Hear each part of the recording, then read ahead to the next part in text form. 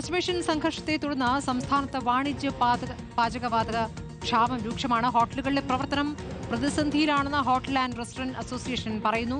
പ്രതിദിനം 4 സിലിണ്ടർ ലഭിക്കേണ്ട കടകളിൽ ലഭിക്കുന്നത് 2 സിലിണ്ടർ മാത്രമാണ്. പ്രതിസന്ധി തുടർന്നാൽ ഹോട്ടലുകൾ പൂട്ടേണ്ടി വരുമെന്നും ഉടമകൾ പറയുന്നു. വാണിജ്യ പാചകവാതകത്തിന്റെ ബില്ലിംഗ് തൽക്കാലത്തേക്ക് മരവിപ്പിച്ചുവെന്ന് ഡീലർമാർക്ക് കമ്പനികളുടെ സന്ദേശം ലഭിച്ചു.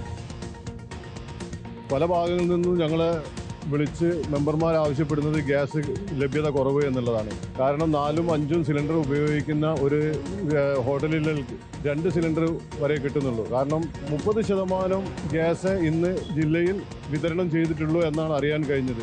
അതുകൊണ്ട് തന്നെ നമുക്ക് ഏത് സമയത്താണ് ഈ ഹോട്ടലുകളുടെ പ്രവർത്തനം നിശ്ചലമാവുക എന്ന് പറയാൻ പറ്റില്ല. കാരണം പല ഏജൻസികളും വിളിച്ച് അവരോട് സംസാരിക്കുന്ന സമയത്ത് ഇന്ന് കമ്പനികൾ കൊമേഴ്ഷ്യൽ സിലിണ്ടറിൻ്റെ ലോഡിംഗ് നടത്തിയിട്ടില്ല, ബില്ലിംഗ് നടന്നിട്ടില്ല എന്ന് അറിയാൻ പറഞ്ഞത്.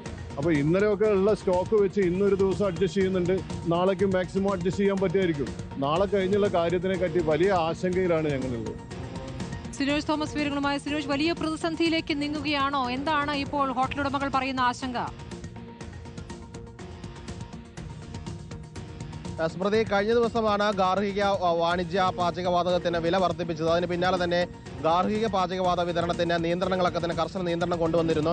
ഇപ്പോഴിതാ വാണിജ്യ പാചകവാതകത്തിനും വലിയ രീതിയിലുള്ള നിയന്ത്രണങ്ങൾ വന്നിരിക്കുന്നു. കോഴിക്കോട് നഗരത്തിലെ അവസ്ഥ മാത്രമല്ല മറ്റ് നഗരങ്ങളിലും സമാനമായ അവസ്ഥയുണ്ടെന്നാണ് ഹോട്ടൽ ഉടമകൾ പറയുന്നത്. അതായത് ശരാശരി ഒരു ഹോട്ടലിലേക്ക് 4 സിലിണ്ടറുകളാണ് പ്രതിദിനം ആവശ്യമായിട്ട് വരുന്നത്. അവർക്കാണ് പകുതി മാത്രം സിലിണ്ടർ ലഭിക്കുന്ന ഒരു സാഹചര്യം വന്നിരിക്കുന്നത്. സംസ്ഥാനത്ത് 99% ഹോട്ടലുകളും പ്രവർത്തിക്കുന്നത് ഈ പാചകവാതകം ഉപയോഗിച്ചുകൊണ്ട് ആണ്. അതുകൊണ്ട് തന്നെ പാചകവാതകം ലഭിക്കാതെ വന്നു കഴിഞ്ഞാൽ അത് ഹോട്ടൽ വ്യവസായത്തെ കാര്യമായി ബാധിക്കും. ഹോട്ടൽ തന്നെ അടച്ചിടേണ്ട കാര്യത്തിലേക്ക് പോകുമെന്നാണ് ഹോട്ടൽ ഉടമകൾ പറഞ്ഞിരിക്കുന്നത്.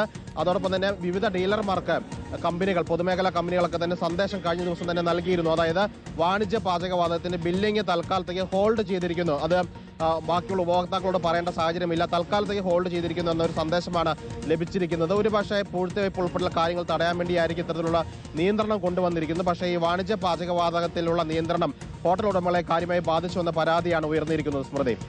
ശരി, സിനോജ് തോമസ് ആണ് കോഴിക്കോട് നിന്ന് വിവരങ്ങൾ നൽകിയത്.